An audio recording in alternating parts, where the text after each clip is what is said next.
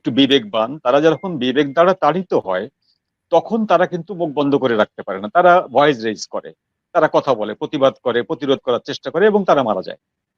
এখন যতগুলো লোক মারা গেছে গত 5 তারিখের পর থেকে, গত 5 আগস্টের পর থেকে, সবাই কিন্তু আওয়ামী লীগের না। সাধারণ অনেক মানুষ মারা গেছে যারা কোনো রকম কোনো পলিটিক্যাল পার্টির সঙ্গে যুক্ত না, তারা মারা গেছে।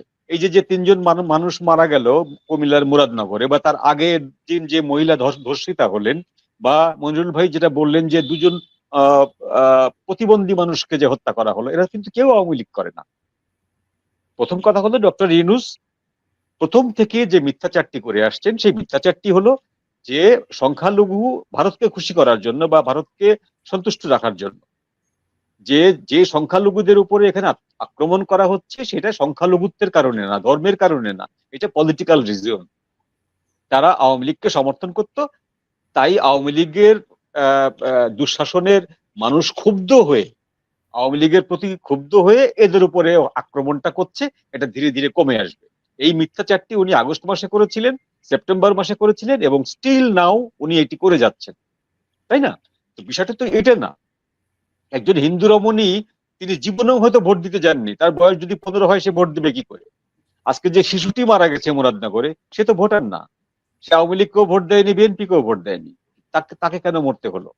তো এই এই ধরনের, মানে যদি আমরা বলি যে সমাজে অরাজকতা বা এনার্কি তৈরি হলে মানুষ মারা যায়, সেটা বিএনপির আমলেও মারা গেছে, জাতীয় পার্টির আমলেও মারা গেছে, আওয়ামী লীগের আমলেও মারা গেছে। কিন্তু এখন যেটা মারা যাচ্ছে সেটা হলো আগের থেকে প্ল্যান করা হচ্ছে। যে পটিয়ায় যে থানায় যে হামলাটা হলো, আগের দিন কেন হামলাটা হলো?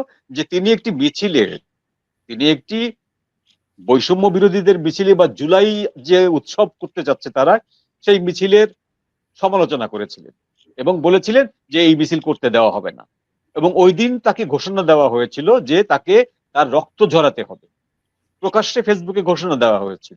এবং তার পরদিন সকালবেলায় তাকে অফিসিয়ালি ওখান থেকে প্রত্যাহার করা হয়েছে, তার ডিমোশন করা হয়েছে, এবং তার থানা লুটপাট ভাঙচুর করা হয়েছে, লালমনিরহাটে থানা ভাঙচুর করা হয়েছে। এগুলো হচ্ছে ছোটখাটো এনার্কি না, এগুলো হচ্ছে প্ল্যান।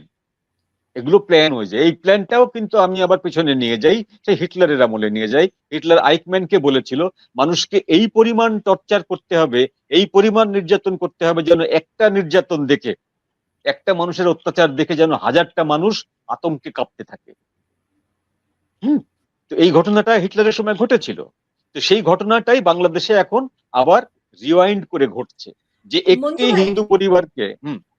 মঞ্জু ভাই, সরি, আমি আপনার কথার মধ্যে একটুখানি যোগ করে দিতে চাই। আপনি তো হিটলারের আমলে গেলেন, আমি যদি আরো 200-300 বছর আগে যাই, যখন মুসলমানরা